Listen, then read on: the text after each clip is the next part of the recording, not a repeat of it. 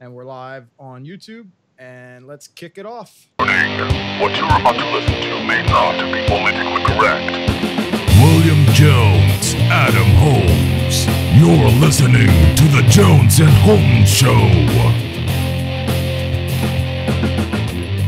It's Thursday, June 14th, 2018, episode number 20 of the Jones and Holmes Show. And tonight we got a good one for you. We're talking with AJ, having a interesting conversation. And we were just talking a little bit before the show. What were you telling us? How you've had how many expeditions to mental institutions? Well over 400, I would say. Wow. That's a lot. Yeah. So Quite a lot. So give us a little background. How did you get into? Are you like a paranormal researcher, or is this just something that you've always found interesting? Give us a little background on it. Basically, I'm just a photographer, and it was a very easy way to take pictures of empty spaces without any people, so that you could have just, like spaces like that. Like, yeah. Mm-hmm. And so have you had experiences in these places? I've been to a lot of places, and I've been to like the same space a lot of times, but I've only ever had two real experiences. Mm-hmm. Now, where are these institutions? One is now an apartment complex just west of Boston, Massachusetts. And the other is demolished in South Central Massachusetts. So everything's up in the Northeast. Yeah, for the most part. Okay. And what caused you to first head to these places? What was well, you said you were photographing, but what kept you coming back and start doing these expeditions? I guess just the how they looked and the beauty of the things. These are they were mammoth structures, they rivaled the size of the Pentagon. So they're huge. Wow. That's crazy. Now, I was just telling you here a minute ago before we started the podcast that I live not too far from Waverly Hills, which is the old TB hospital just outside of Louisville. Pull that up, Jones. See if Waverly Hills. Yeah, Waverly Hills. It's in Louisville, Kentucky.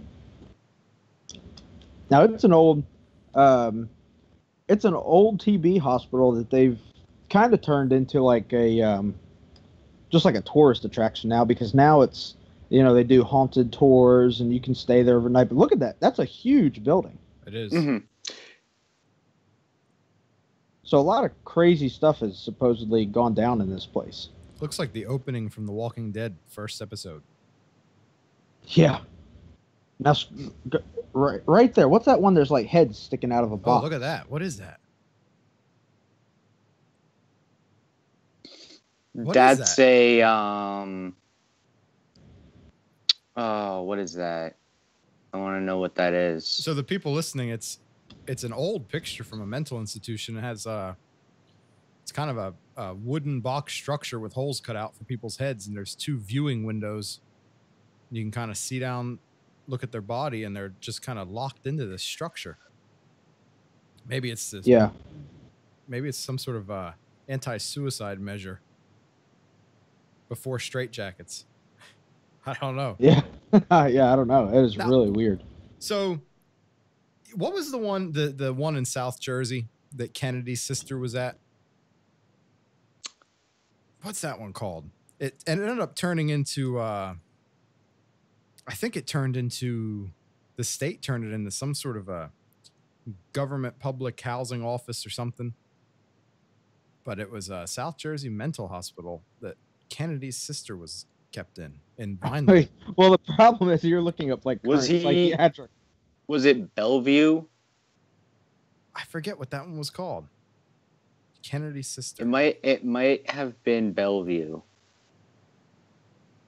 Yeah, it was all the way. It was Vineland, New Jersey, but I'm not sure what it was. Well, yeah, and she had a lobotomy when they were cutting out pieces of the brain to solve mental issues. It was pretty wild.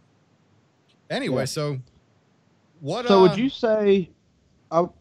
So would you say, AJ, that these are hotbeds of paranormal activity? I wouldn't say that they are like hotbeds, but I would say that sometimes they can be. Mm-hmm. Like, for instance, I used to go to this one like hospital, and like me and my friends, we would go and like we would camp out and smoke weed, drink and bike party and stuff, like hang out. Right. And never experienced anything, but that was just that.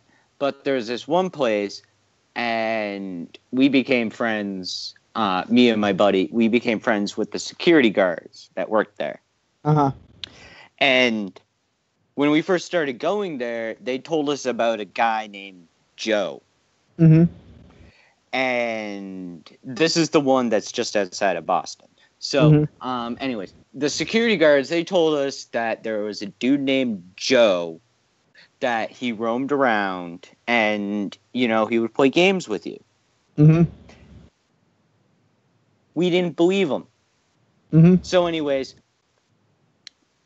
we are hanging out, and after probably like 6-7 months of just like going to this place like every other weekend, hanging out, I got these two girls to come with me and my friend on a double date. Like, I got them to come out there.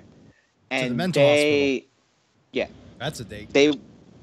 So they wander off for a second, and we're wandering down a hallway to go find them, and we hear, "Hey." And then someone taps us on the shoulder and just sprints away in front of our eyes, but we can't see him. Wait, so you heard someone say the word "hey"? Yes. Like trying to get your attention. Yes. We heard, like, whispered, like, in your ear, like, "Hey." And then a tap on your shoulder, and then the sprint forward, like, down the hallway. Huh. And this was what the security guards were saying you're going to experience, like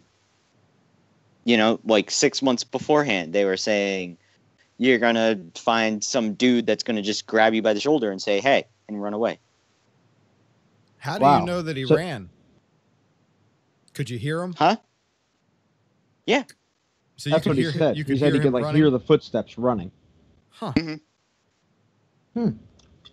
So was Yeah, there like did anything else very vivid. happen? Well, we chased after him and we thought like we were just like someone was like pranking us or something. So like we chased after him and just couldn't find him. Huh. That's pretty wild. It was it's a very unexplainable. It's very unexplainable, and apparently this person is actually was actually a serial killer from Boston. Joe. Yeah, this guy Joe was actually a serial killer in Boston, and when he got caught, he would try and like walk out on like good merits, but they wouldn't let him, so he just started killing people in the hospital, so they had to put him into solitary. Now, how did you find all this out? I have some documents, and I have friends that are still very close to that area, so yeah. So you had this experience in one of your expeditions, And Mhm. but what made you? How did you even begin to research who you think this guy was? Well, my my two friends that were security guards, they basically reaffirmed the story. They showed me the evidence of this, and we're just like, yeah, you experienced that. Huh. That's amazing. So so you were telling us another one. So it sounds like serial killers are a pretty common occurrence in these types of places. So you were telling us briefly about another one that was killing black people or something? Yeah, there was a person that was living an Irish person that was living just south of Boston. Mm-hmm.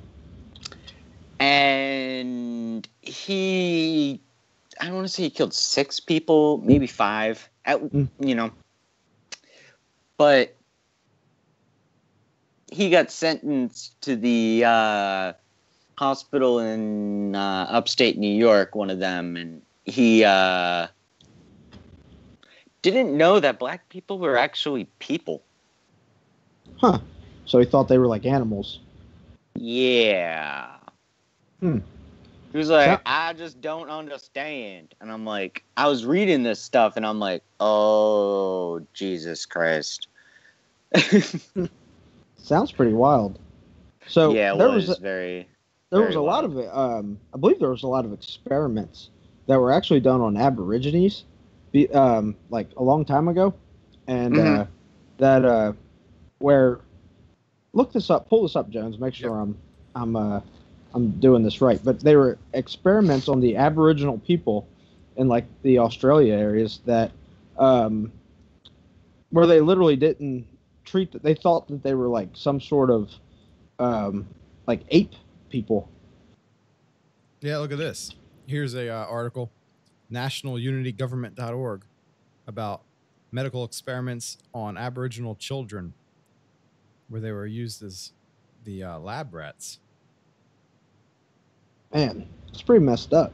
It is. They were used as subjects, children, babies and children in orphanages and homes, mainly made up of stolen Aboriginal children, were used as subjects for mental experiments. And this was done in the between 1945 and 1970. Man, that was not that long ago. No, this isn't that long ago. 1970, you're talking only 50 years ago, not even. Yeah. Now, I this think is in. we this did, is, yeah. I think we did something similar down south in like Alabama and Mississippi with experiments with syphilis. yeah. Mhm. Yeah, those were and they didn't tell them what they were doing. They didn't tell them that they were what was that? What was the whole story behind that? So this was the early 1900s. They were doing experiments on blacks, but not they were saying they were treating them for something, but they were dosing them with syphilis to see how long they would last and what medications might interact with it. Yeah. And they didn't know they were being Mhm. infected. Yeah, it was something crazy like that. And this goes into I mean Here it like is, the Tuskegee yeah, there Syphilis it is. Experiment. Mm-hmm. They were observing the natural progression of untreated syphilis in rural African American men in Alabama under the guise of receiving free health care from the United States government. Yeah, this is the government, folks. This is our government, man. So Yep. between 1932 and 1972. This is Wow. 46 years ago. They're still just watching untreated syphilis in people. The government. Yeah. 40. Look at that. In 93, Clinton formally apologized. Wow. Well, sorry we gave you all syphilis. And you know what else was interesting? In this time frame that they were doing, they were still doing along the lines with the mental institutions. They were What's that? sterilizing people. Oh, yeah, they were. There is so much evidence of that. And it was, and this was it's also disgusting. it went up until, man, when did that one stop? I forget when that one stopped. But they had, I mean, in the early 30s, it was almost every state had some sort of a sterilization program. There was that map there, I think, had a date of 1935 on it. Yeah, 1935. This is United States sterilized 60,000 of its citizens before the 1960s. But where was the compulsory sterilization in the United States? I think it was recently that it was gotten rid of. I mean, these laws started in the late 1800s. So it wasn't like some, 1700s thing. It was late 1800s, early 1900s. Look up the state schools that were going on in the early 20th century. Okay. This right State here, real school. quick. Look at that. The Oregon Board of Eugenics, later renamed the Yep. Board of Social Protection, existed until 1983, Wow. with the last forcible sterilization occurring in 1981. 1981. This is 37 years ago. The state of Oregon was forcibly sterilizing people. So that's pretty crazy. I've seen the equipment firsthand on places that closed down before this stuff happened. Man. Now, So you were let's- saying to look up the state schools?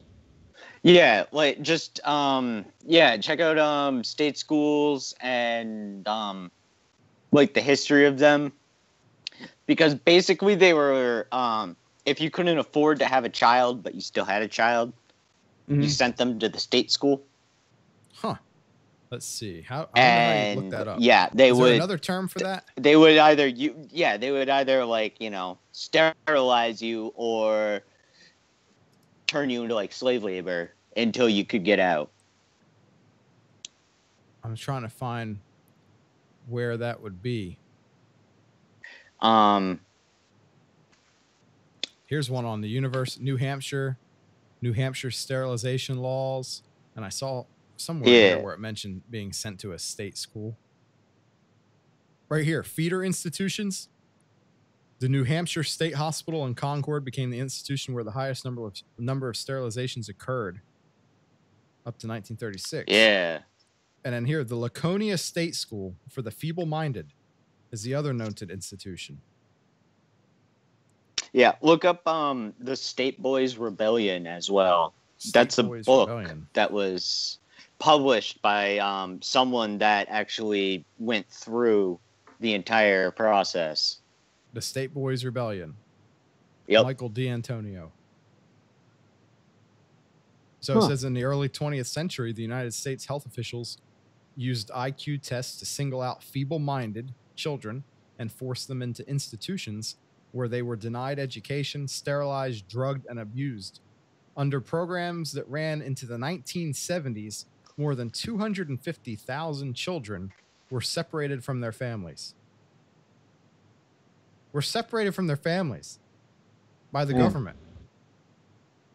See, I mean, this goes all the way back into up. like, I mean, think about this. This is the government experimenting on its citizens. I mean, you guys are familiar with MK Ultra, aren't you? Yeah. Yeah. I mean, think about what a crazy. I mean, pull that up, Jones. For the, we're gonna start saying pull that up. Yeah, pull it up. MK Ultra. Pull that up. But yeah, the MK Ultra program. Yeah. Also called the CIA mind control program. Yeah. Mm-hmm. Now, people want to deny this as like, oh, just crazy conspiracy stuff. But these are actual experiments that have been they've been admitted by the government. These are proven experiments that were done. And everybody goes, "Oh, well, that was just years ago." I mean, why would you think that the government's not still doing this stuff? Yeah. Oh, they're doing it, and it's way more advanced. Right. We exactly. don't know. Who knows what they're doing? I mean, they were doing LSD experiments. Well, this was the one where there was a number of stories of people, and they didn't know why, but people would just jump out of a couple story high window, kill themselves, just jump in front of cars, do all sorts of crazy things. and they were dosing people with LSD and just kind of studying the effects of it. So you just had people just going nuts, and they didn't know why they were going nuts. And this was why. Yeah. And they're like brainwashing people with it. Right. Now, yeah, these are pretty wild. Canada, looks like Canada was doing something similar. They were trying to create a super hallucinogen to create a mind control weapon. I mean, they've done all sorts of weird experiments. Yeah. What was the one they did to the ship where they were trying to make it disappear? Remember that one? It was I like don't a know. military experiment where they were trying to make a ship disappear, and they ended up like electrocuting or burn the Philadelphia experiment. Is that what it was called? The Philadelphia there you go. experiment. This is 1943, and they were trying to make a U.S. Navy destroyer invisible. And Through what? I'm not sure. I think they were trying to do it through electricity, but it's Oh, been denied. I know exactly what you're talking about. Yeah. I saw something. I live like 6 miles from a U.S. Air Force Navy base. Mm-hmm. And I've seen something that at first I was like, alien, but then I kind of did a little research on what it was, and I realized it's just top secret, like, hardware that we probably have. Mm-hmm. So, yeah, that was a bit interesting. And that probably goes in with the Philadelphia thing. Now, do you believe in UFOs? Or not in UFOs? In a way, potentially. UFO is just an unidentified flying object, so that doesn't necessarily mean alien. You believe in aliens? So yes. I think there are aliens out. I don't necessarily believe we've made like contact with them, but yeah, I do believe in that we are not alone. Mm-hmm. Now, have you ever heard the theory that what people are seeing are like demonic beings that are fluctuating back and forth between a 3-dimensional reality and a 4-dimensional reality? Yeah, I heard that, and what I have seen is a bit alarming because the way that people have described them. Mm-hmm. And then I've seen the exact same thing. I'm like, okay, this isn't happening, but it's happening type deal. And the weirdest thing about these encounters is that everything goes silent. You mean like nobody talks about it? No, I'm saying when you are encountering the vessel. Oh, okay. Complete silence in the total environment. Like, there's no crickets going on. There's no wind sound. There's absolute nothingness. It's just a void. Yeah. That is interesting. Yeah. Now, so you can't explain it. We had one guest on the beach, and he's a big conspiracy and paranormal enthusiast, and we had him on, and we were talking about the just the different dimensions of things, because we see everything in three dimensions. So yeah, but the thing is, there has to be another dimension that's not visible to humans. So there has to be some way that because like if you believe that humans have a soul, Okay, and this was part of our theory that humans have a soul that has a conscience, and that soul. Now, like a lot of people made jokes about the fact that we were talking about what happens to your soul when you sleep, and we're like, "Oh, that's just stupid. Why are you talking about that?" But the interesting thing is that that has to. It's something that we can't see, so it has to exist in the fourth dimension.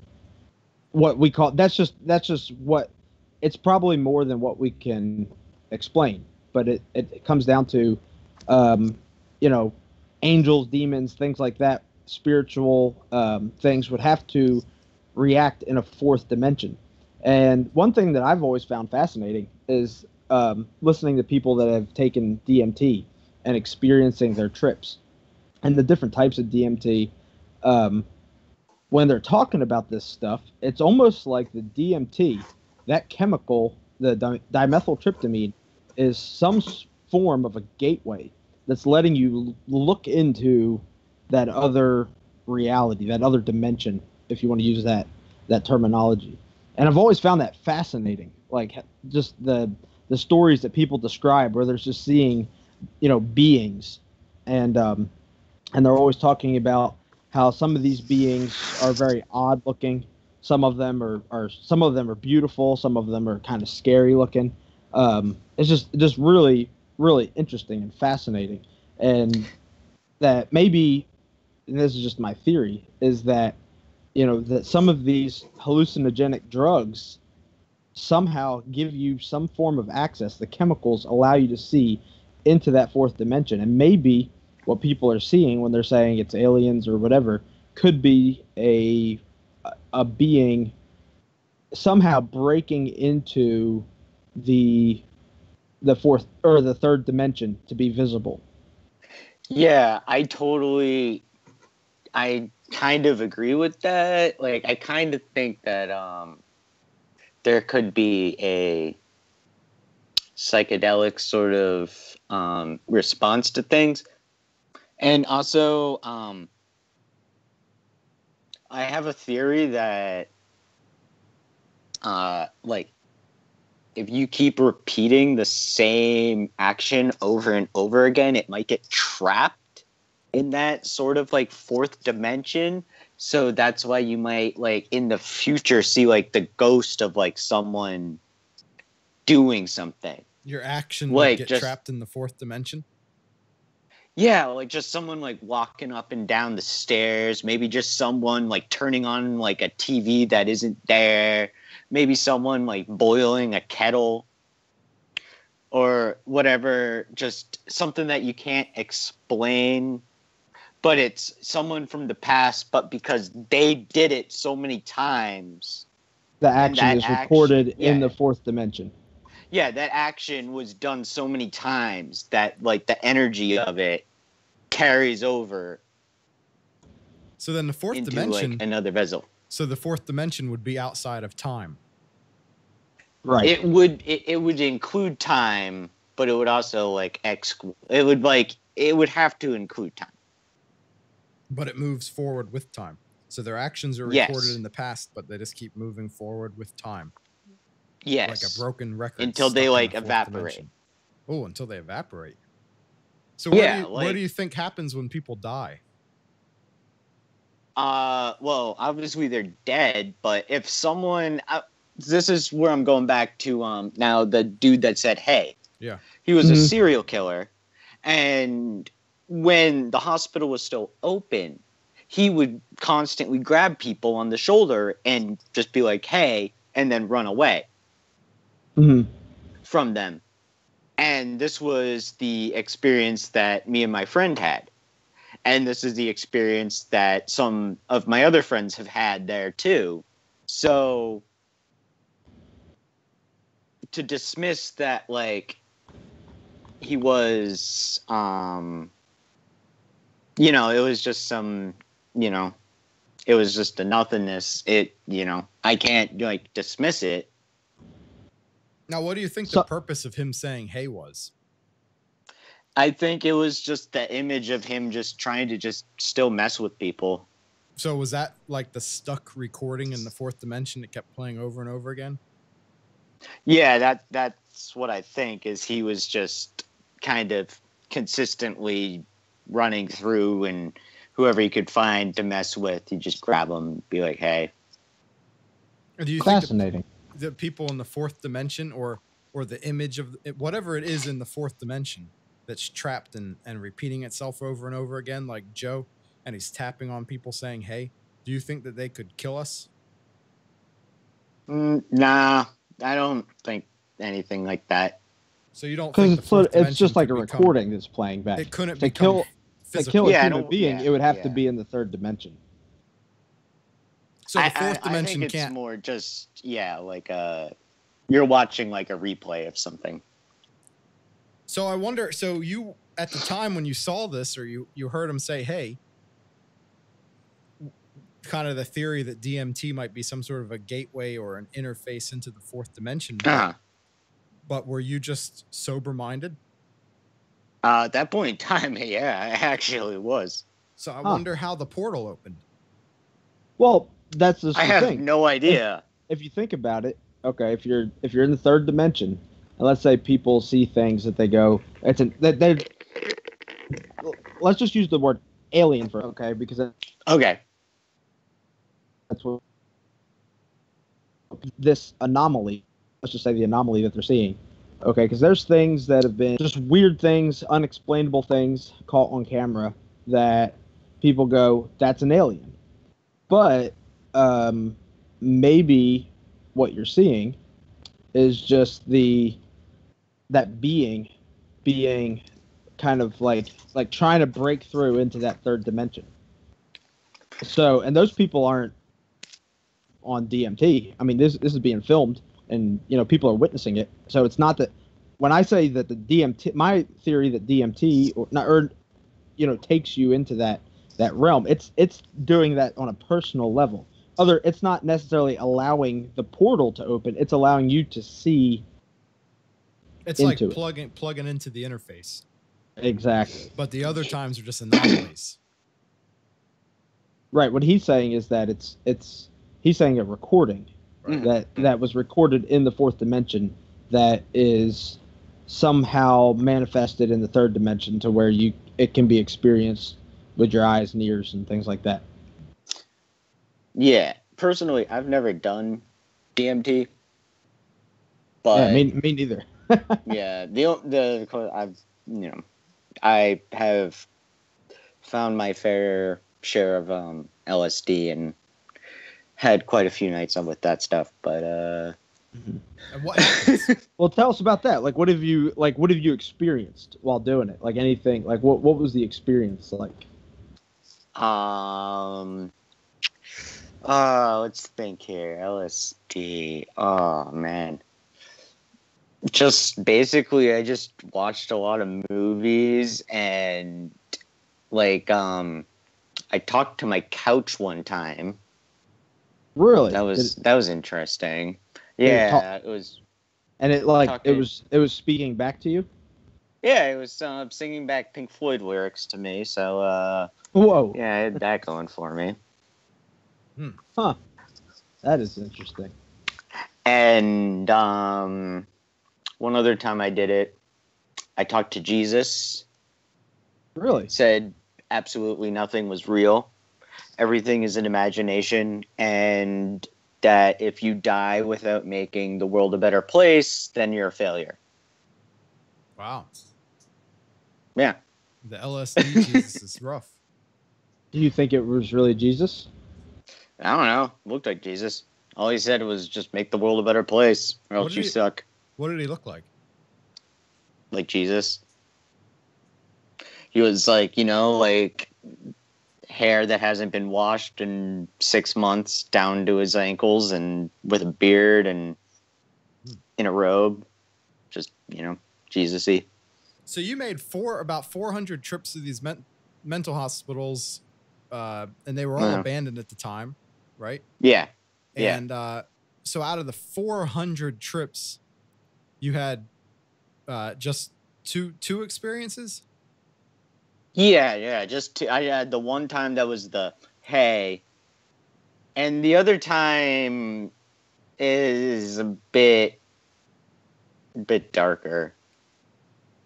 Like, Really? I don't know how to like describe it, but it was just it's still dark, like, to me, like, looking back at it. Mm-hmm. Like scary dark, you mean? Yeah, I would say more sort of not like I would say scary, like in the way of like something that's like looming over you, about to like grab you, and just it was almost like I was entering a gateway into hell. Oh, Whoa. Do you think that's what it might have been? I actually think so. so before you said about the fourth, you don't really think that the fourth dimension could physically harm you in the third dimension, but with this case, you feel like you felt that it possibly could, or it has felt that way. I don't think it would be a fourth. I don't think this was a fourth. I think this was a realm that is here. So do you believe in hell? I don't know. So what, I think after my psychedelic trips and after seeing this, I think there is a very real possibility of it. So what did you see? Well, basically, we broke in to this abandoned hospital, and like 2/3 of it had burnt to the ground after it had been abandoned, and like a couple hundred people had died because, like, as a result of it. Yeah. So we get in there, and there's not a whole lot to photograph and stuff. So me and my friend, we decide to go down into like the basement and into the tunnels of the place, because they're more photogenic, they have more stuff. And when you first get down into the tunnels, it's like 1970s, 1980s, like modern sort of plumbing and stuff. But then you start moving more and more down the line, and then it's brick and like 1800s sort of plumbing, and then it's like stone and like 1700s style plumbing, and then the next thing you know, it seems almost like you're in like medieval ages, like a tunnel, like in like France, like during like the plague or something. And we're just both like, this is getting very scary. And there was no like we would be shining our flashlights down the tunnel, and there's just no connection, nothing. And then we turned around and we walked like 5 steps, literally 5 steps, and we're back to where we started. Wow. Huh? Wait a minute. So so you walked down deeper and deeper and deeper, further and further and further down into this place, and you circled back around. Yep. Like, wow. Like you just showed up. Or were you back up, like up on the upper levels again? No, it was it was just a straight tunnel type deal. But we walked felt like 10, 15 minutes. Like we were going through like all of these different levels of stuff. And then we turned around, and it was just like we didn't go anywhere. Whoa. Wow. That's really weird. And this was a hotel that burned down. It was a hospital. A hospital that burned down. Yeah. I want to play a clip for you. I want to see if I can pull this up and tell me what you think about this idea here. If we can get this to come up real quick. This is well, drone 2 over Chicago. what looks like a normal construction site. But these crews are building a new Chicago high school right over what's believed to be a massive grave containing thousands of bodies. The site is located on the northwest side at Oak Park Avenue and Irving Park Road. Hundreds of homes are to the north and south. CBS 2's Lauren Victory went for a visit. Chicago contractors working on redunning school are paying special attention to what's 6 feet below. These grounds, as seen from Drone 2, will someday house hundreds of students, but the soil might already be home to tens of thousands of Windy City residents who are dead. Archaeologists are on site several times a week to monitor for human remains or caskets. I would just really love for people to be treated with respect. Genealogist Amanda Jensen spoke to us from a park dedicated to the deceased just a few blocks from the construction site. She says victims from the Great Chicago Fire, patients from the Cook County Insane Asylum, and poor orphans are buried all over this neighborhood. It more depends on how accurate the records are. As far as I know, it could have people buried there. Don't worry about the bodies that are around here, just enjoy school. Alderman Nick Spazzato says the focus should be on the living. This is a lot of property and we got it for free from the state. I do give the mayor a lot of credit for this. He understands overcrowding of schools on the northwest side. So do you think that's a good idea or a bad one?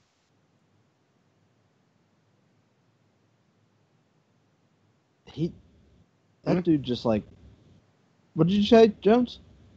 You think that's a good idea or a bad idea? About building a school on a burial site? Yeah. I don't know. Well, just the whole putting the school in an area that, you know, you potentially are digging up graves is a little messed up, I think. It's interesting. What do you think, AJ? Oh man, that's an interesting thing because I mean, like, what if like all the people buried there are like, yeah, we want people to like be successful and stuff, or what if they're like, yo, screw these people and they want to like, you know, ruin them? Yeah. You don't know. You don't know. And how many people did they say were buried under there? A few thousand. Yeah. So they might, that might be like a war site. That might be like, yo, whoever like comes here, we're just gonna mess your stuff up. Well, it is Chicago. Yeah, Chicago's pretty rough. It might just be, yeah, it's just like years worth of the dead. Exactly. All the gang violence. So AJ was telling us about this experience. So was that like the totality of the experience? Was that like you just kind of came back to the same spot, or was there more to it? It was, we got back to the same, like we got back, but there was just something about it, you know, like walking down the tunnel. There was so much unexplainable stuff that now all I can only say is it was like a gateway to hell. Have you ever heard of the Gates of Hell in Clifton, New Jersey? Yeah, I have. Yeah, I remember the Weird New Jersey guys were covering that, and it's just an old sewer that just goes deeper and deeper and deeper, and nobody's ever claimed to have found anything in there, but I know a lot of the locals say that this is where, that right there, that picture with the bricks and how it keeps looking older and older. That is what we were experiencing. Wow. And what state were you in? Massachusetts. Okay. So it would be similar architecture, similar time frame for when things would be built between New Jersey and Massachusetts. Yeah, look up Worcester State Hospital. How do you spell that? Worcester, I think.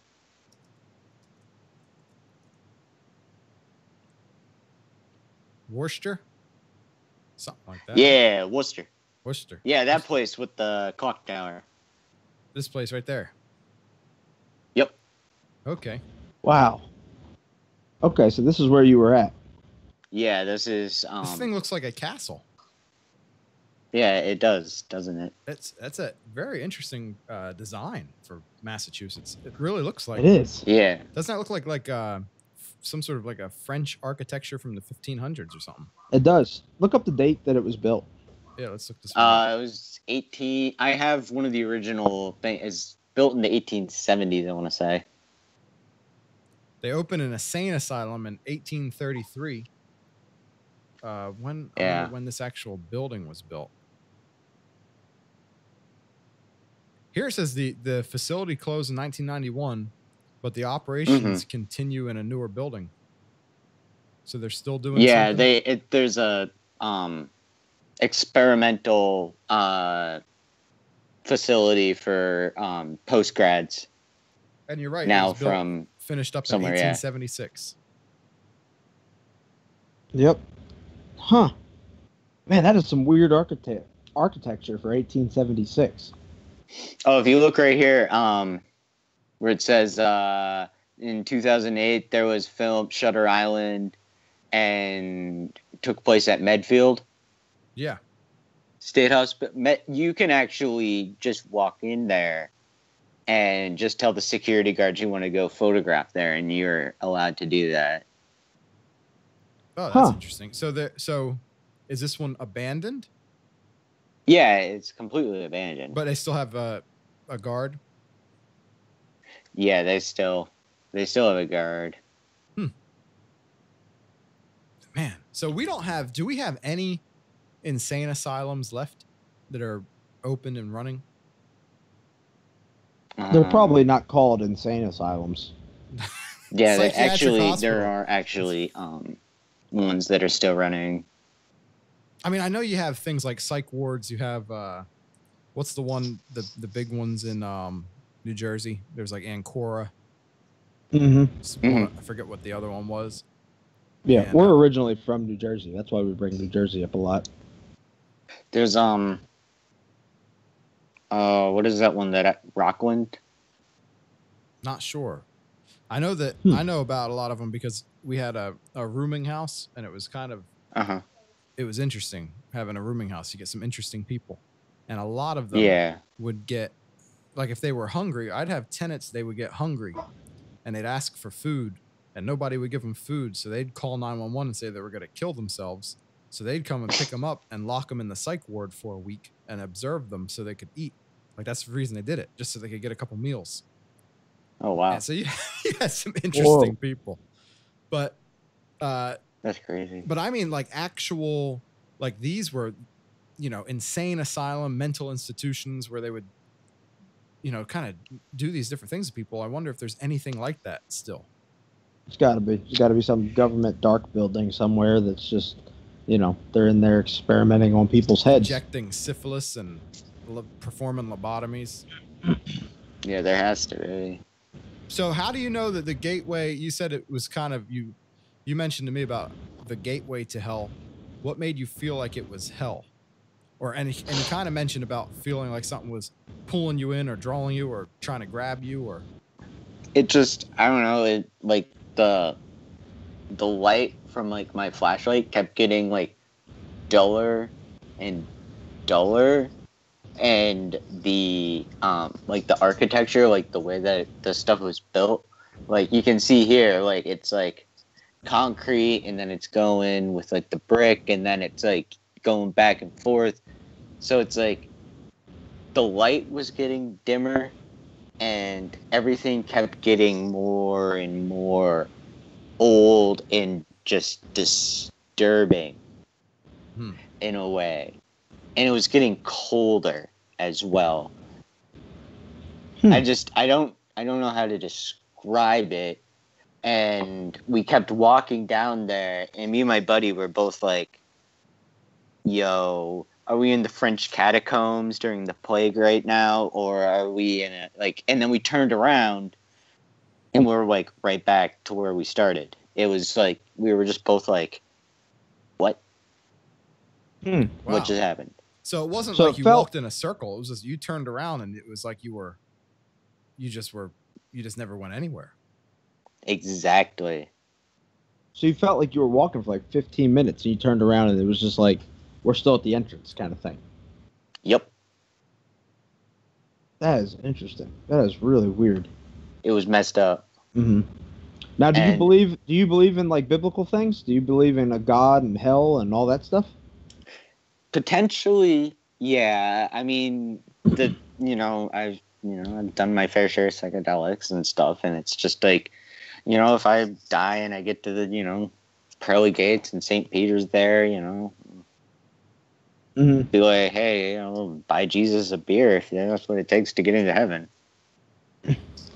Well, see, because it is interesting, because the Bible Yeah. talks about like people that, like in Revelations in the Bible, it talks about John being able to see like the end of times, the Apostle John, and describing like these crazy battle scenes and describing hell as being like a place of like perpetual darkness and just and it says the gnashing of teeth and the worm eats it's like it sounds like a pretty scary place. But you think you think you could have been like maybe experiencing getting a view of what hell might be like? I don't think so, but I think there might have been something that was trying, like, I think there, like, I might have, like, accidentally gotten exposed to, like a portal. Mm. Now, have you ever heard of like the fall of Satan, like how he got kicked out of heaven? Yeah, totally. So, Yeah. One of the interesting things is that the Bible says that Satan took a third of the angels with him. So those would be like what we would consider demons. So when he took that third of the angels with him, Satan was cast onto earth. So where did those angels, they were cast onto earth with him. So they're dwelling on earth, but we don't see them. So they would have to be in the fourth dimension, but still within the realm of earth. You understand? You know what I'm saying? Yeah, I totally agree with that, because I have someone that lives in Salem, Massachusetts, and she declares herself as a witch. Mm-hmm. And I took a trip to New Orleans, and I came back, and I met up with her for some random reason, and she just was instantly like, "You have a demon." That you have a demon? Yeah, that's what she said. She just told me straight up, "You have a demon on you." Whoa. Like you're possessed, or the ones like following you around? Yeah, like one's like connected to like my body. Not like I'm possessed, but like she was just like, "You have a demon," and then she gave me some like, droplet thing, like like 500 milligrams of all of this crazy just herbal stuff, and did some thing, and it was just mind blowing, because like my conscious and everything just totally just went like, just I don't know how to explain it. So you think it was some sort of a drug or something? No, I don't think so. It was a potion. Yeah, I guess that's what you would call it. So you had a New Orleans demon, and the witch gave you a potion. Yeah. Well, here's the interesting thing, is that the fact that you brought up New Orleans. New Orleans, there's a lot of people that are practicing Satanists, and there's a lot of witchcraft and stuff that goes on down there in New Orleans. So that makes it really interesting, that the fact that this happened after you went to New Orleans. Yeah, it is. And this person that I saw, that she's like Sabrina, like the friendly witch. Like she's totally chill. But she brought New Orleans, and she just asked me, like, what did you do? All this stuff, and I explained it was my brother's bachelor party. and we went all out. Mm-hmm. So, and then she was just like, you probably got something, either someone enchanted you and you didn't know, or someone slipped you something, but take this, and I ended up feeling better. So it was a very weird experience. Huh. Now, have you ever heard of people talk about like that they have an alter ego? Yeah. Yeah. Like, one of the interesting things is and the real fascinating one is the different celebrities that talk about it. We talked about this when we had the Beach on, and Okay. remember this, Jones, when we were talking about like Beyonce has an alter ego. Who else? Jay-Z has an alter ego. Nicki Minaj, and then it goes all the way back to the times of Aleister Crowley, and where he was talking about that he had an alter ego, or another being within him, and that being was called Lamb, and so if you go back to looking at look at Beyonce, she says that she has another personality called Sasha Fierce, and that's what allows her to perform the way that she does. And the interesting thing is that if you look at the teachings of Crowley, his whole thing is that you use these demonic powers to gain fame. So it is weird that now look at that. There's a picture, Beyonce and then Sasha Fierce on the other side. Now, if you look at the eye makeup in that picture, the fascinating thing about that is it looks very Egyptian. And the Egyptians, I think, had a lot of ties with the spiritual realm. I think they did a lot of stuff to mess with the spiritual realm. And because when you start looking at these beings that the Egyptians kind of created, these half animal, half human, kind of weird beings. Yeah, look at her. She does a lot of stuff looking very Egyptian. And then see if you can pull up some stuff with Crowley and Egypt. Very Cleopatra. Yeah, it's very strange. And so one of our theories Bingo. is that, yeah, there you go. Look at Crowley. He's got Egyptian stuff all the time. He had a fascination with Egypt. And so what was Crowley most famous for again? Thelema, and was his big religion. Right. It was a satanic based religion. And he started he started something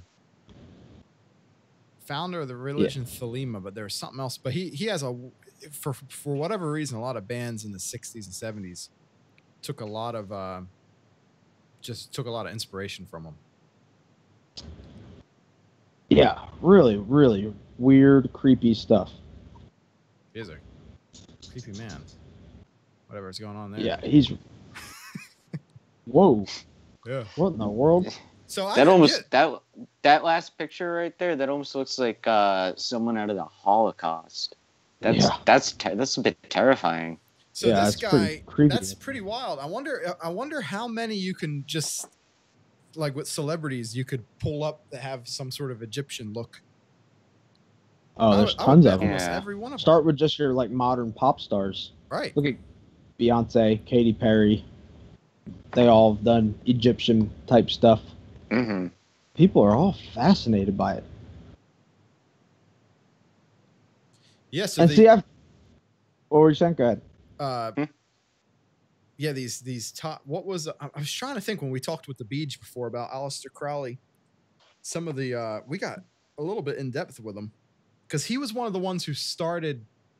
Didn't he really kind of start and modernize black magic?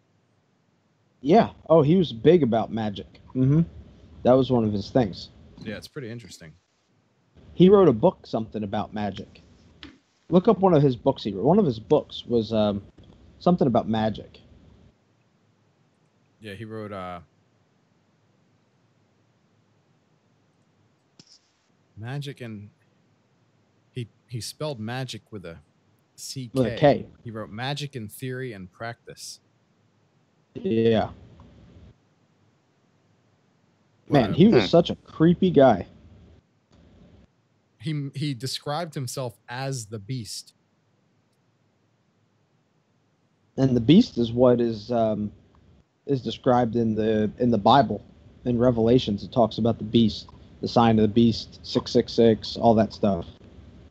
Yeah, it's isn't it like Satan's like his like warrior or something, like his like pet, like, you know? Well, it was like the Antichrist. You know, it's his beast.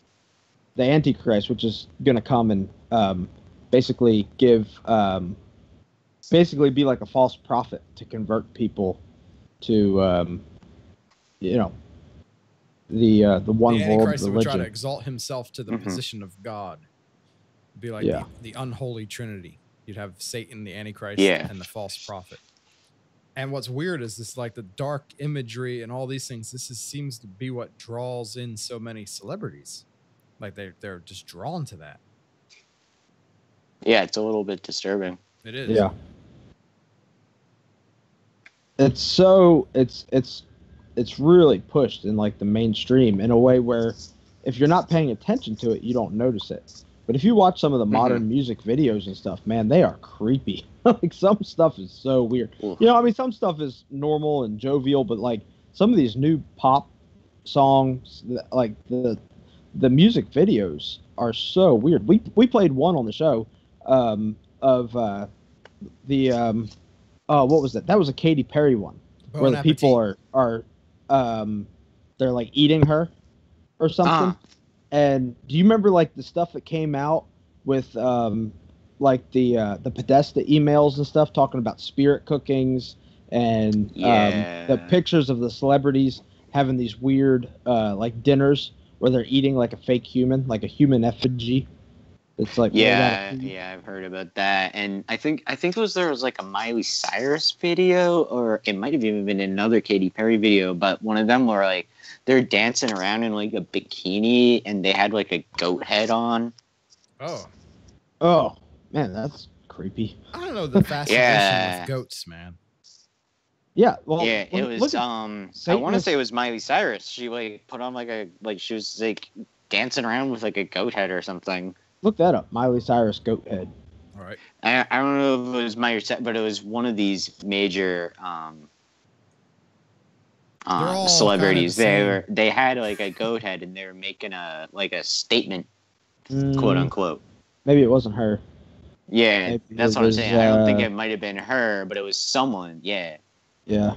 These are always creepy too. Whenever they do this, where they wear like where they wear sheep masks.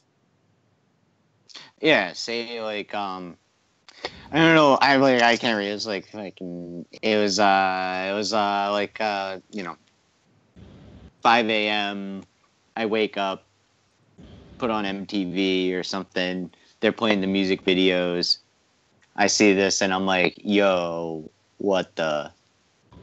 It was disturbing to say the least. Yeah. It is just creepy how these people have just a fascination with just the occult and just like Satanism. Like this stuff is dark, man. This is really, really creepy stuff. That's part of the reason why I don't really do a lot of like going into these abandoned places anymore, is because I've seen some shit that I can't explain, and it's disturbing, and I don't know where it could be like next. Don't know what it is. Yeah, like the tunnel. It's just like feels like we were walking a mile, and then we turned around, and the exit was like right there, and it was like you were like, "Yo, yeah, what just happened?" Exactly. So after the witch gave you the potion that cured that demon, did it stay away? I think the potion was much more of just like a topical effect. I think that thing didn't want to go into the shop that I went into. So when I went in there, it just like when I went in, the thing just kind of left. But So was the potion like a placebo effect? Yeah, I would say I wouldn't say it was like a placebo effect, but I would say it was more like just in case it was still waiting for you, but like kind of like a preventative. Yeah, like you know how like mythology, like vampires and demons and stuff, they can't enter into like a church, like church grounds, like they have to stop. Now, do you think that like a vampire would exist? Sort of on the same. Huh? You think vampires exist? I can't deny it, but I wouldn't deny it, but I would say, hey, you got to show me some evidence. Right. Now, I found you on the Bigfoot Reddit. Yeah. So, how about that? What's your thoughts with Bigfoot? I honestly think that Bigfoot somewhere there's probably some giant monkey out there living out there somewhere. I mean, just because we haven't found it, just we can't deny that it like doesn't exist. Right. Yeah, we find the things interesting all the time. thing is that the part about it that I find most interesting is that Native Americans talk about it as though it was something they personally like experienced like on a daily basis, that this was like an animal that they interacted with. Yeah, that's the most like damning evidence towards saying that they do exist is that like a lot of the native cultures do actually think that there was some sort of a giant ape. Now maybe it could have been Neanderthals that's where we went extinct, but we don't know. And to be perfectly honest, now in modern times, we're not exactly living in areas that, they would perfectly be like living in, like, like the middle of Canada and, Alaska, like northern Russia, the Himalayas. There's areas that people just don't live in. Right. And that's where they're all rumored to be. So we can't safely say that they don't exist. Yeah, there's a lot of places that humans just don't go. It's just, it's just rough out there. Now, one of the interesting things is like you brought up like Neanderthals. And, but recently I was listening to a guy, he's got a YouTube channel by the name of Trey Smith, and he's got an interesting theory on what Neanderthal is. And he says that what he believes are that these are angel-human hybrids, and that are described in the Book of Enoch and in the Bible. In the Bible, in Genesis, and in the Book of Genesis and the Book of Numbers, it describes how these. It says that the sons of God, which is referring to like angels, came down unto the daughters of men and had offspring, and these were the men of renown. And it's described like so, and it talks about them being giants. Like you always hear the story of David and Goliath, and you hear that like in the Bible it talks about Goliath having six fingers on each hand, and then I heard a really interesting thing that was about the Indians and the origin of the greeting where they say how. And what they say is that how comes from their ancestors, and that they would walk up to each other, hold up their hand, and say how. And by holding up your hand, you were showing that you were not one of these like six-fingered evil hybrid men. And Oh so wow. the interesting thing is when you start tying that into with things like Greek mythology, where it talks about people like what's his name, Hercules, where Hercules Demigods. was supposedly a he was half, like, his mother was human, his father was a god. So these stories, I mean, like where do these stories come from? You know what I mean? Like, where, that is definitely a fake picture. But like, we get these crazy stories of these like mythological creatures or these mythological giants. I mean, even the Native Americans have tons of stories of encountering giants in the land. The Bible has so many stories of giants. Where do these ideas of giants come? The Jack and the Beanstalk and the giant at the top. Like, we have all these stories of giants, but why? Is this something that was just made up? Yeah, there you go. That's part of Trey Smith's.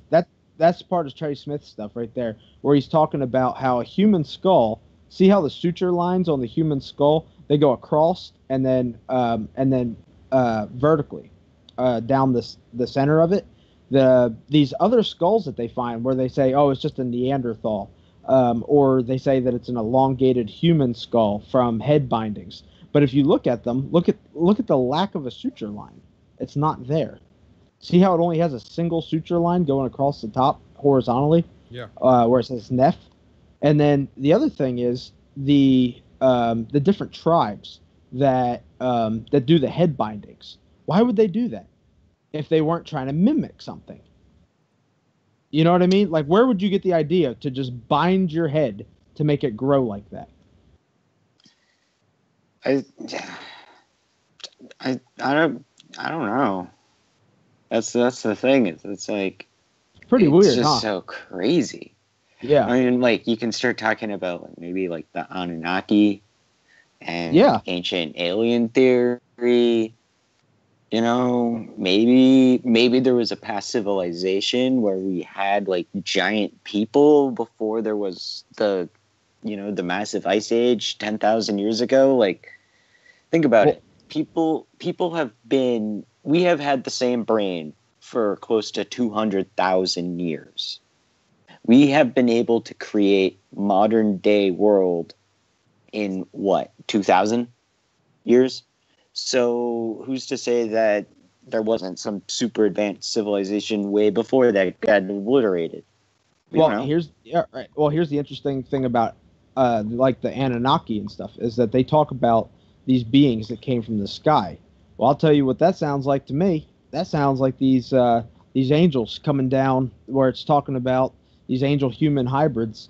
You know, they're saying, and if you look at like the ancient cave paintings and the paintings of the Egyptians, where they're pointing to the sky and these beings coming down, and they've all got these elongated skulls, you know, where they're these giants. Why is it that story is spread all over the world? Like, these stories are in tons of your ancient civilizations. They're spread around.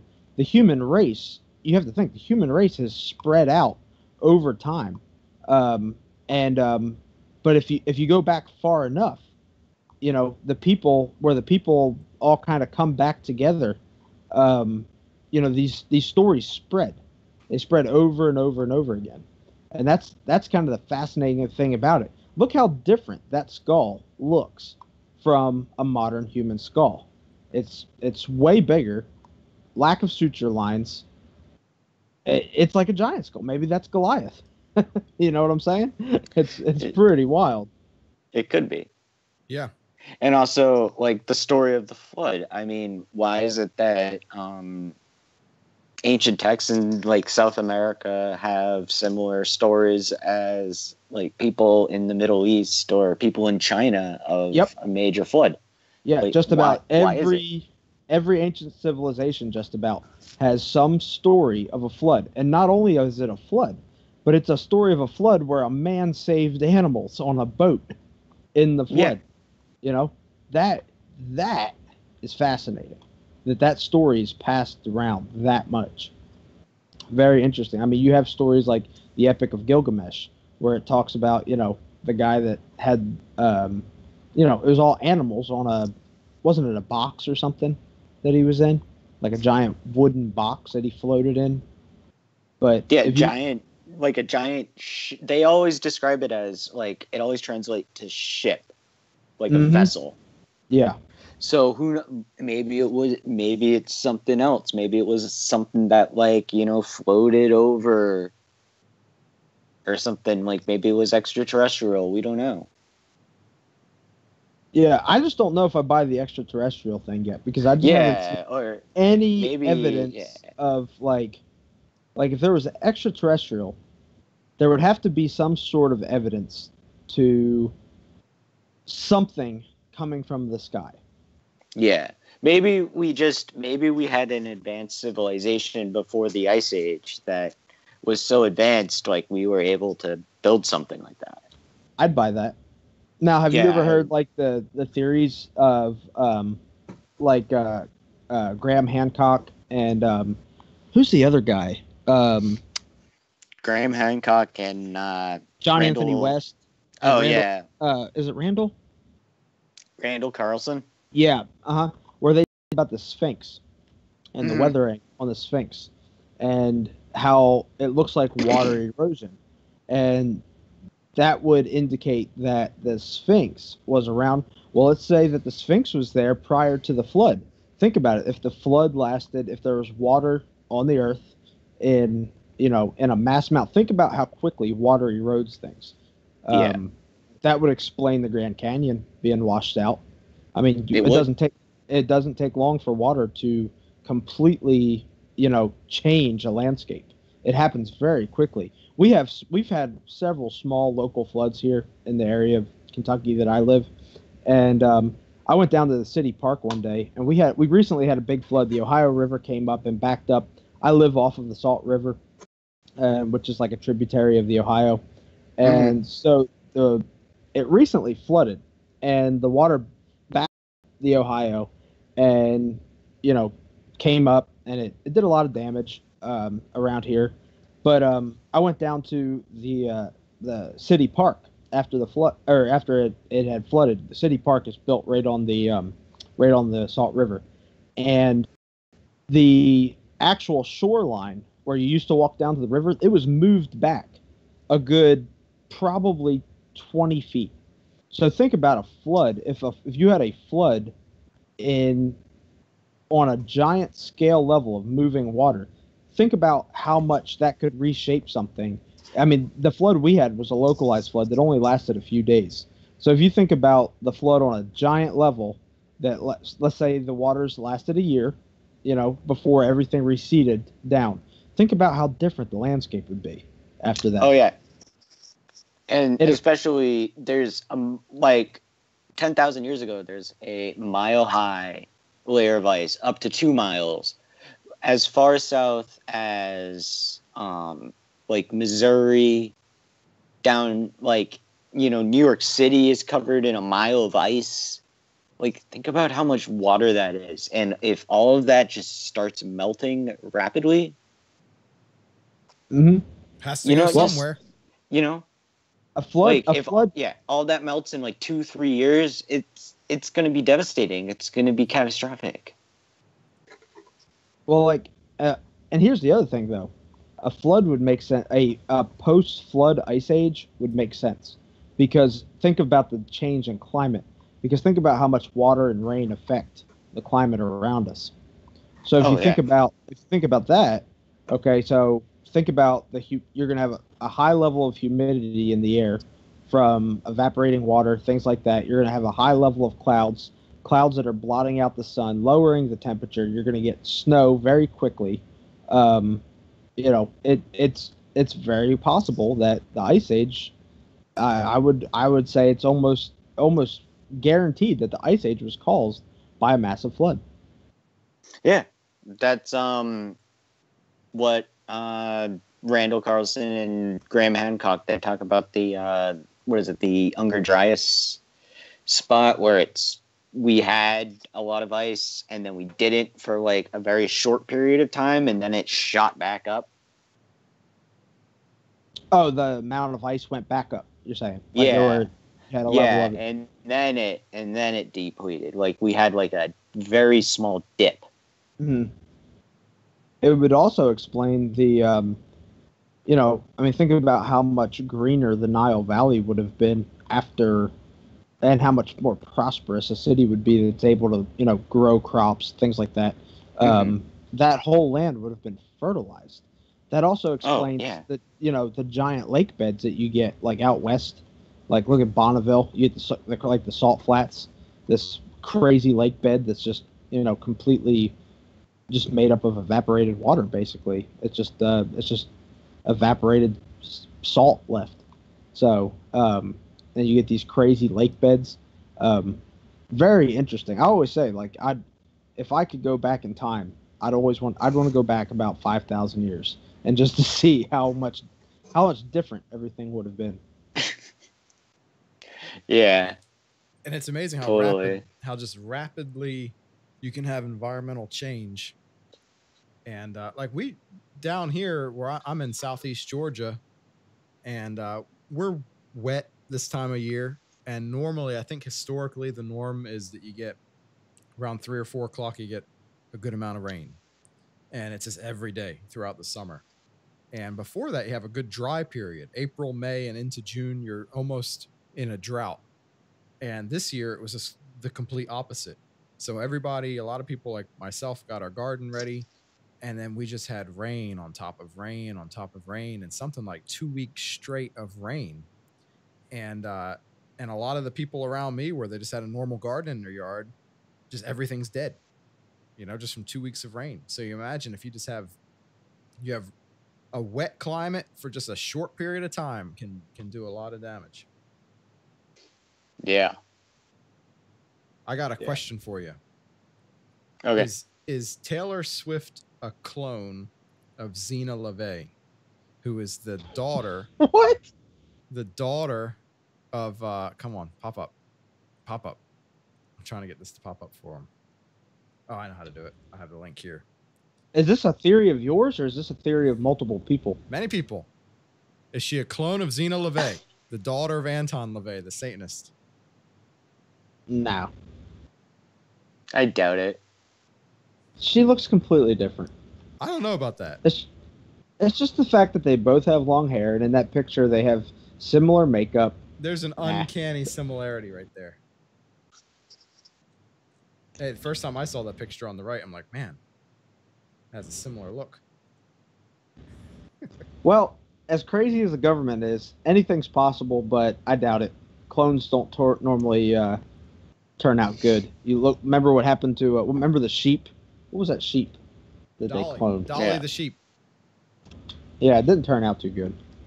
Do you hear about the, you done any research on the, what was that? Was it off of, the end of Long Island, the, experimental place? Oh, what was that? Yeah. Montauk, off of Montauk? Yeah, Montauk, yeah. Yeah, and that's where they do all the experimental cloning. Have you ever been out there? I have been out. I've never been, like, to any of the facilities, but I have, it definitely gives, like, a very eerie feling. Like, I don't really want to investigate into it, but I've heard the stories, and it's creepy. So this was an alleged series of secret United States government projects conducted at Camp Hero, or Montauk Air Force Station on Montauk Island, or Montauk, Long Island, for the purpose of developing psychological warfare techniques and exotic research, including time travel. And this ties back in with the Philadelphia experiment. Yeah. Look at that right there. Yep. That's pretty interesting. Yeah, because didn't they have like the Montauk Monster and all that? Yeah. that they think They might have did. been. It was like a dog that they couldn't like identify as a dog. Yeah, and they think it might have been a dog that had been subjected to like radiation tests and crazy stuff like that.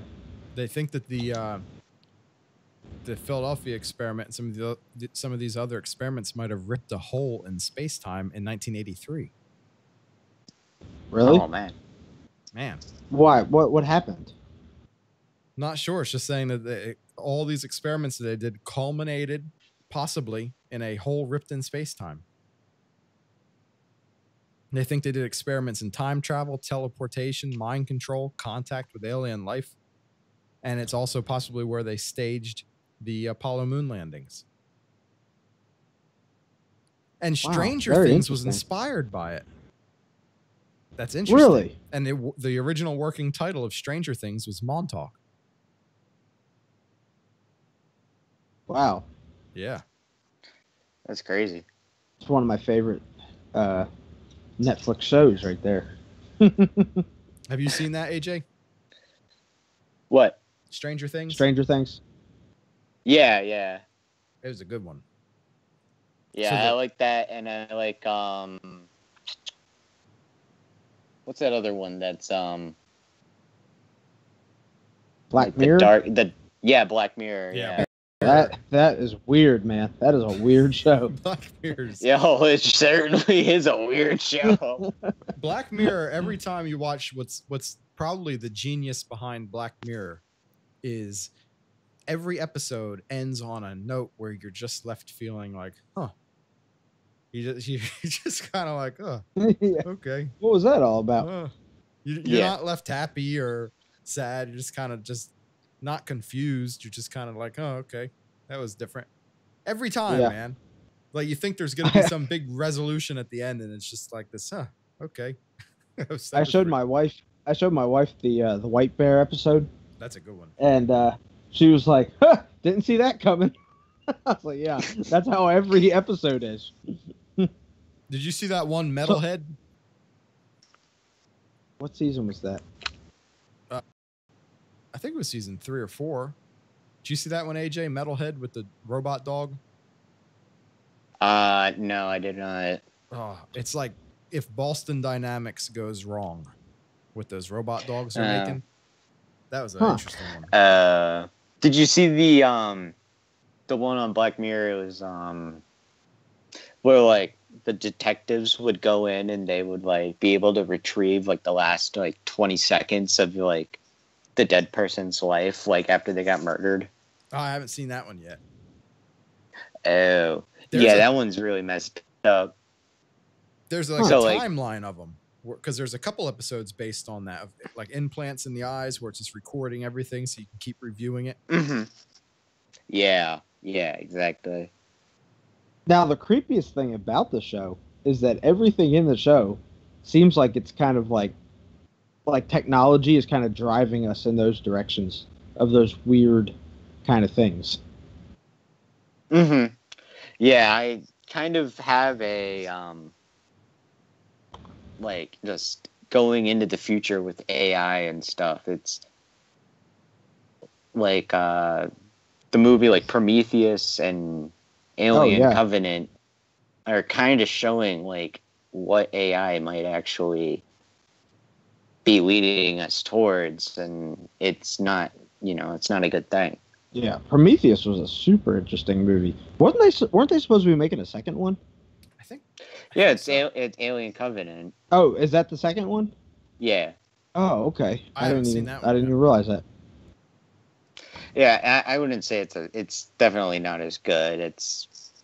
But the whole theory about like AI discovering alien technology and then experimenting on us with it is, kind of terrifying.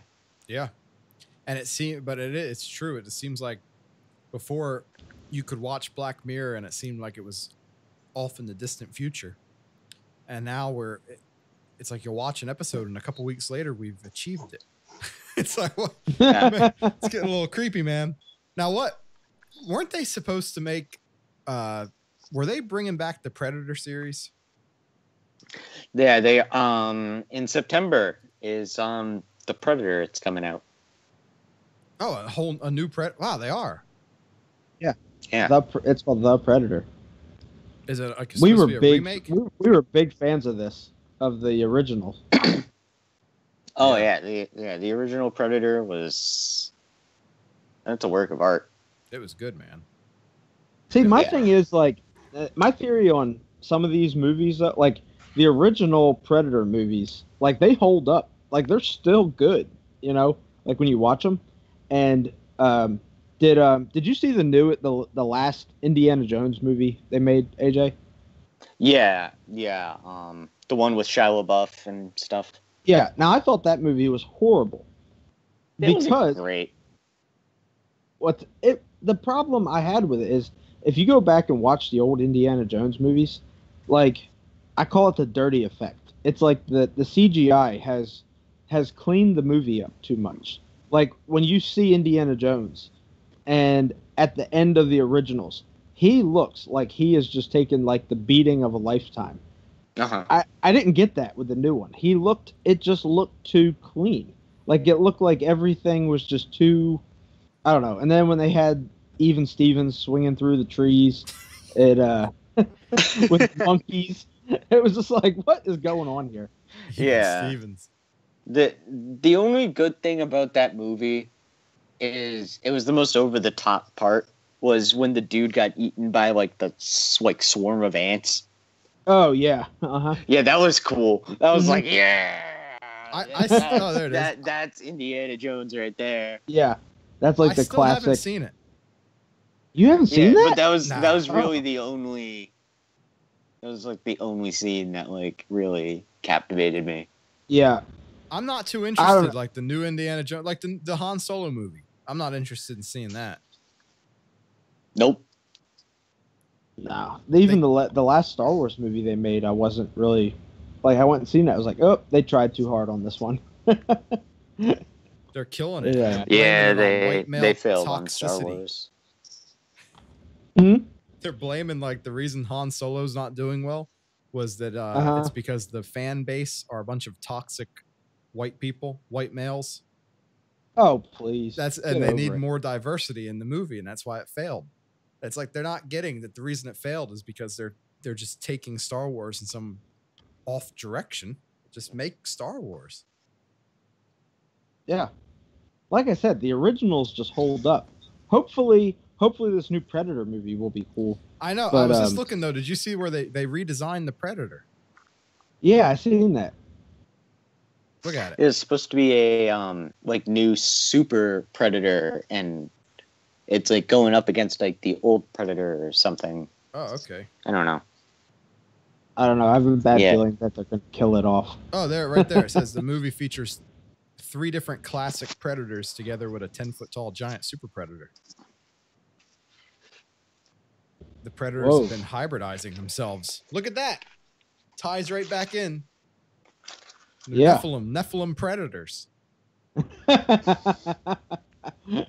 That's a good show boy. title. Nephilim predators.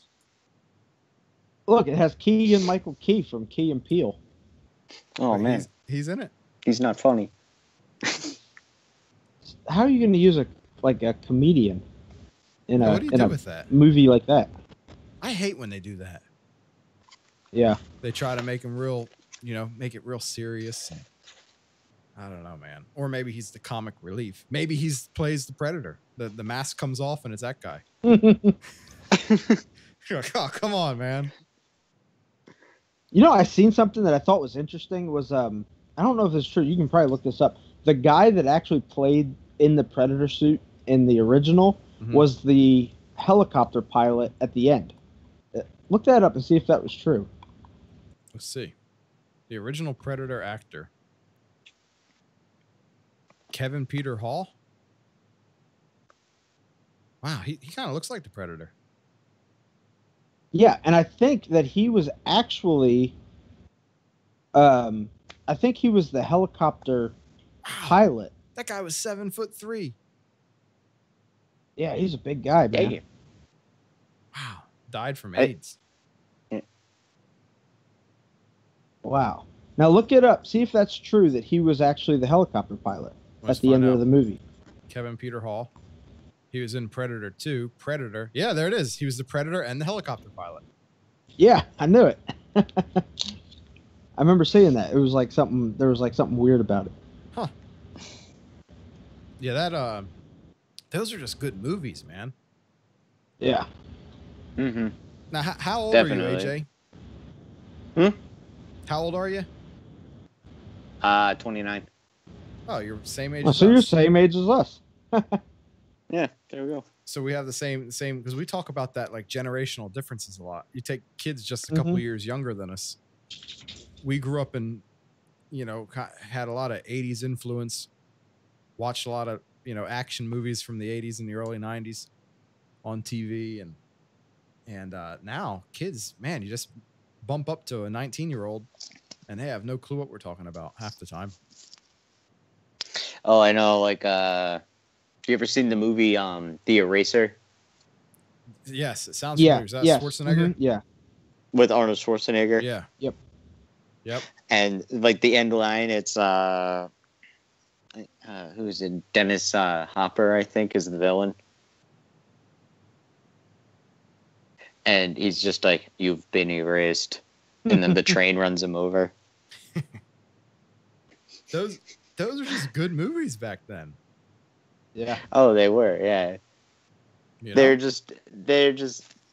They're terrible movies. Like when you look back on them in hindsight, but they're just so entertaining.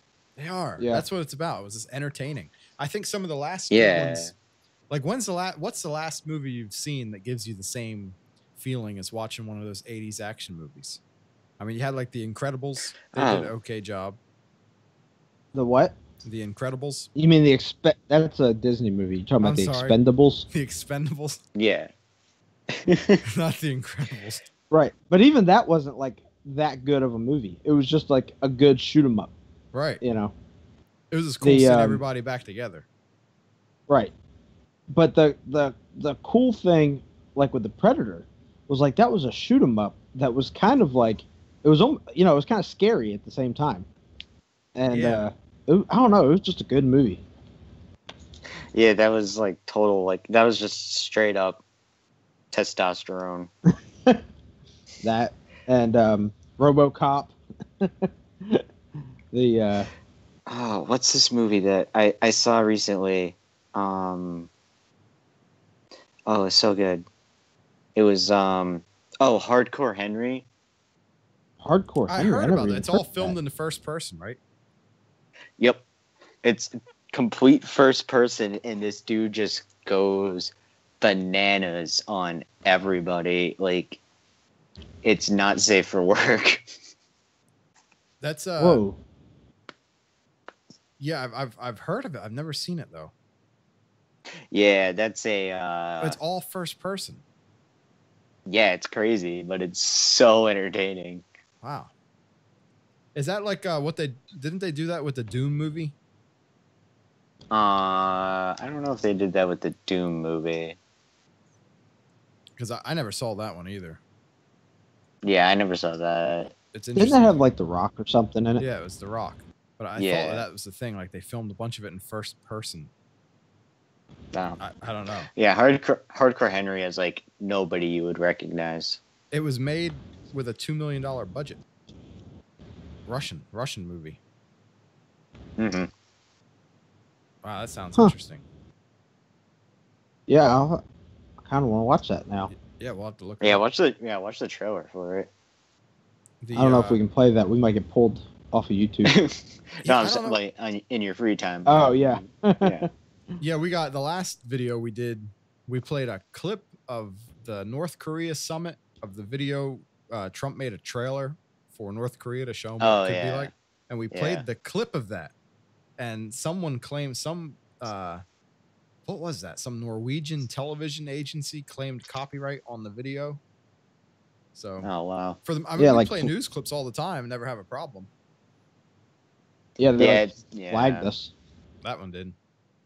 But That's just because it's Trump and it's a big deal. might be. Someone has to be butthurt. Do you like Trump? I voted for him. Yeah, we did too. There you go. There you go. And he still got his picture hanging up in my room, so I mean. Yeah, Jones actually met him. Oh, really? Did I? I got him to sign my Trump sign at a rally. Oh, word. But I think I missed shaking hands with him. I'm trying to think the second rally if I met him. I've been to Trump Tower a few Have you? times. I haven't been up that Like way. the one in New York City. That's cool. Interesting. So how do you usually swing politically, like left or right? I'm like pretty like libertarian, conservative, but when I vote, it's who's like you have to look at it like who's the strongest candidate. You know what I'm saying? Yeah, I would say, gauging ourselves, we're both pretty libertarian minded. I'd say we're right-leaning libertarians. Yeah, that's kind of how I am, but I look at it, and when you like start gauging like between like two people, you don't like necessarily vote like always on idealism. You want to vote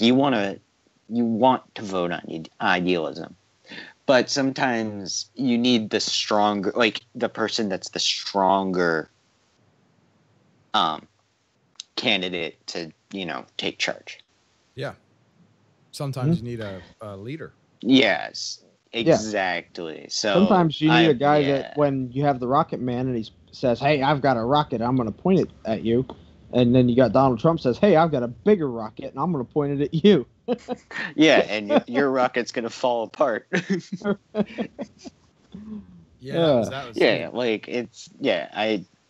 I voted for Obama instead of like Mitt Romney because I didn't see Mitt Romney as a comp, like, it's the same reason why I voted for Trump instead of Hillary. It's like Hillary is like, no, I don't want you. Go away. See, my thing, I believe we need more than two parties because I think people get way too tribal with the party thing. And like I call myself libertarian because that's kind of the name that they place on people who don't really, like I would say a libertarian is somebody that just wants freedom, like wants the government out of their business, just leave us alone. So that's why I would say libertarian. But because overall that's what I want. I mean, me and Jones were both business owners, and I'll tell you what, the ridiculous thing is like when you get into just how crazy the just like the taxes, the things that come down on people like us, regulations, and like the regulations, you see that it's like just stay out of our business. Like I just want the right to be able to make money and live in America without the government breathing down my back like constantly. Like I'm not out there, I'm not asking the government for their services. I just want to be left alone at the end of the day. Yeah. Like, unless you're, like, intentionally polluting the environment around you or, like, stealing from, like, your business or something, like, the government should just ignore it. Right. It's how I conduct my business is none of their business, the way I look at it. Like, we were talking about this the other day. Like, Trump is, as Jesse Peterson would say, he's the great white hope. What do you think? I mean, he's like the Jesse Peterson. He's hilarious. You know who he is? Jesse Peterson? Yeah, he's a black guy he's a big Trump supporter, and he's just funny. Just watching him, he just calls people out a lot, and he'll be like, "You're just stupid." And but I've probably seen some of his videos, but he confuses people. He'll get like Black Lives Matter people on and talk to them about how racism doesn't really exist and Trump is the great white hope, and they just stare at him like, what? What? It's funny, man. Yeah, it's hilarious. I don't know, people. I'll tell you what. Like, the interesting thing is that everybody, like right now, the big thing is like racism. Like if somebody doesn't agree with you, they just call you a racist. It's the stupidest thing. It's the dumbest thing that I think it's just a cheap way of trying to not have a friendly debate. And that was the thing that we kind of with this whole podcast, because the podcast isn't purely political. I think because a lot of people see our album art and it's, you know, it's We the People, it's the Constitution, the American flag, and you know, everybody goes, "Oh, this is a political podcast." So it's really not. This podcast all stemmed off of just us wanting to just talk about different things. You know, I mean, tonight's been talking about the paranormal, the weird, things like that. And then at the same time, it's like we can discuss politics. We could have someone on who's completely left leaning, and we can have a dialogue without it becoming just this violent thing where you go, "Oh, these people are just racist." Oh yeah, totally. It's absolutely ridiculous. But Yeah. I agree with Jesse Peterson. There is no racism. We're the human race. Just thinking that racism is just the ideas of it is just a prejudice idea that you are better than someone else because of whatever reason. It doesn't have to be because of color. The racism is just a stupid word that's been concocted to try to, make people get scared when they get called racist. It's absolutely stupid. The hilarious thing is, like, I've been called racist, and I'm the most mixed up person that there is out there. Like, one of the most mixed up. Yeah, I did the 23andMe, and it's like, yeah, I'm definitely not all white, so... Yeah, I don't know. It's funny. Did you find out that you're... I've always wondered how that comes back, because it seems like it's almost guaranteed that you'd have African heritage or something. Oh, yeah, they showed it. It was like, oh, less than, 20,000 years ago, your family was, still coming over from Ethiopia into, like, the Persian Peninsula and then over. And it's just like, See, now my theory is that these DNA test things, this is, the government's using this to collect everyone's DNA. Because we recently talked about that, is how, like, the state of California collects every child's DNA at birth and puts it in a database. Uh-huh. And, like, why? What are they doing that for? 83. I mean, I guess I don't really have anything to hide, so it's like, whatever. So, that's kind of like why I did it, because I was just curious about to see. Right, my wife did it. What I was. My wife did the 23andMe one. Mm-hmm. But because we used to always joke around about her, because she loves like the tropics. She loves like Hawaii and the beach and all this stuff. And we would joke around because my wife, she's half Asian, half Italian, and okay. So we always joked around that she's like, oh, this Polynesian person, and then like we were joking around with her, and her mom's like, yeah, you're not Polynesian, like you're not an island person. But then she takes the DNA thing, sends it off. Turns out she is part like Polynesian, so like Pacific Islander. I was like, that's hilarious. Oh wow.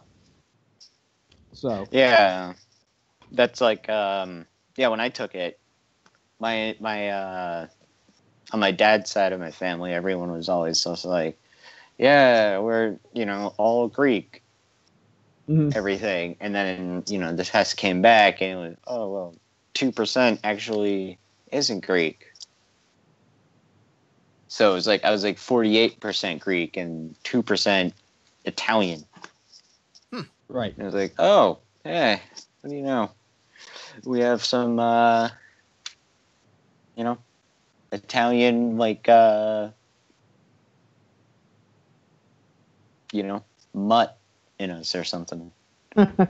Yeah. It would be interesting to take. I'm kind of leery with what they're going to do with my DNA. Next thing you know, I'm going to get connected to some. Oh, yeah. There's going to be a failed experiment out on Montauk Point with your DNA or something. Something like that. People come arresting me. Or there's going to be a murder. They're going to say, we found your DNA on the scene. You're like, what? We found no, your you DNA. didn't. I didn't kill that guy. We found. Yeah, I it didn't was you. spit on him after I killed him. What are you talking about? The serial spit killer. Go around kill Yeah. people. Yeah. That's your trademark. You spit on them. Nope, Yeah. that's not me. Weird. Come on, fellas. I would have at least took a pee. Man, that's yeah. But it would be interesting. I mean, it would be interesting. But for the most part, part of me doesn't really care because I know I'm just mixed with so many. Who knows what I am? Right. I can't figure it out. I got like Chinese looking eyes, and then I'm kind of look like a, You do kind of have Chinese looking yeah, eyes. I got these Chinese. People will ask me if I'm Asian. I'm not Asian. I have blue eyes, and I kind of look like a Celtic character otherwise, except for my eyes. But it's interesting. So, Yeah, it was definitely a cool sort of just looking at it, but there definitely is the concerns, like, next thing I know I'm going to be like the subject to like some black op CIA thing, and I'm going to be arrested in some black ops thing, or Well, the thing that cracks me up is that people automatically go, "You're a crazy tinfoil hat wearer." But the thing is, we just pulled up how many experiments that are admitted experiments. Clinton apologized in '93 about the syphilis experiments. Yep. So I mean, you think about this; these are proven things, and Maybe yet they're cloning us. Yeah, they're cloning us. What if they're making clones? We still trust the government. They're building their Westworld, making clones. Exactly. yeah,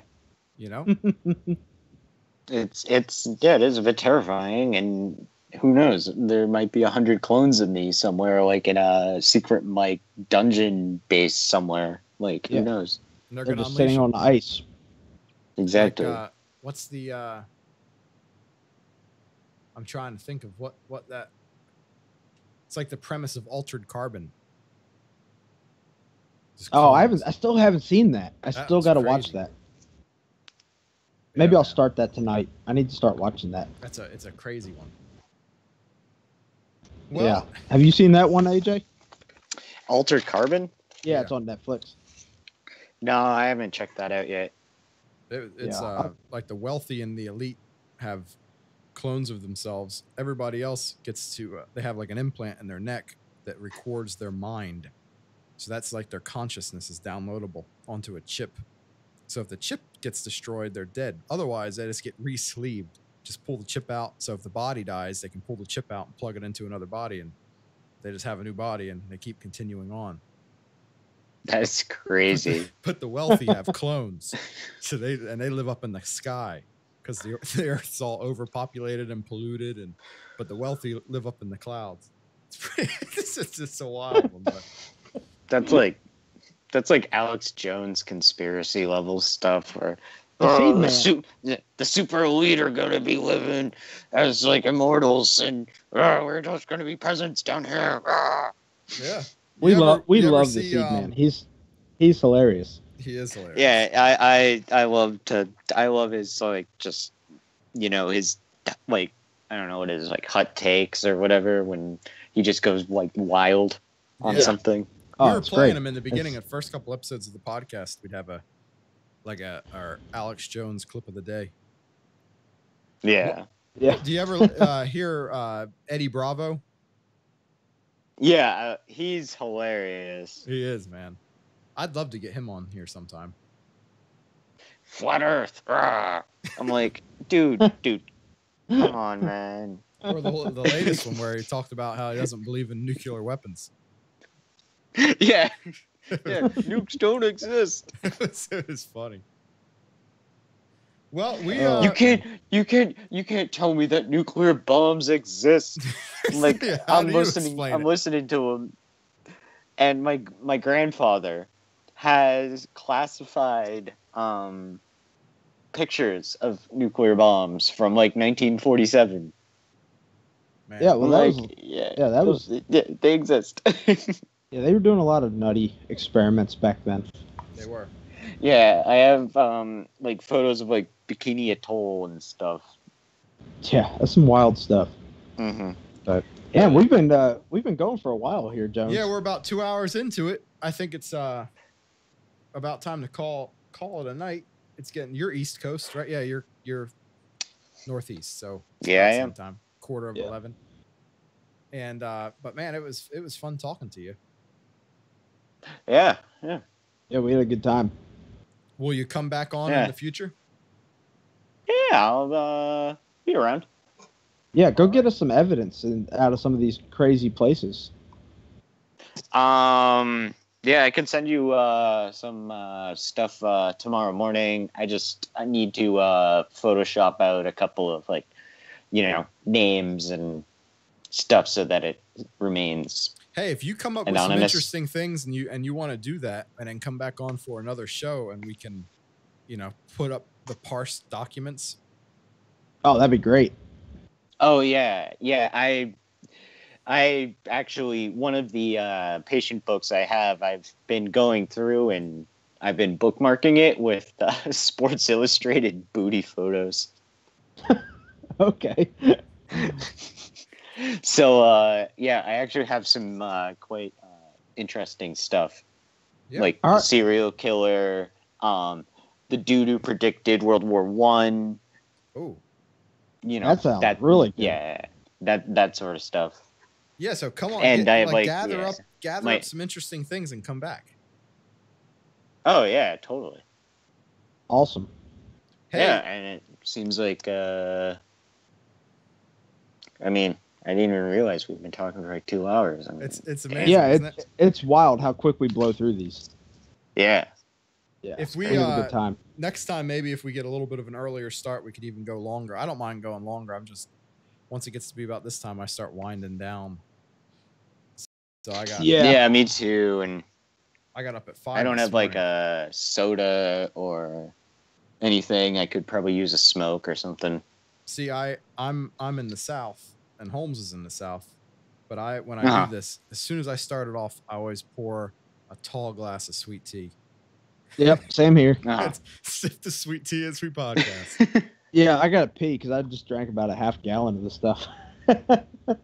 Well, I think this is a good one. Come back on in the future, and until next time, go out there, shoot guns, use chainsaws, and qual omni fluncus moritati, everybody. Yeah, have a good one. See ya. Alrighty. Bye. Take care, mi amigos. All right, hold on. We're still streaming on YouTube. Let's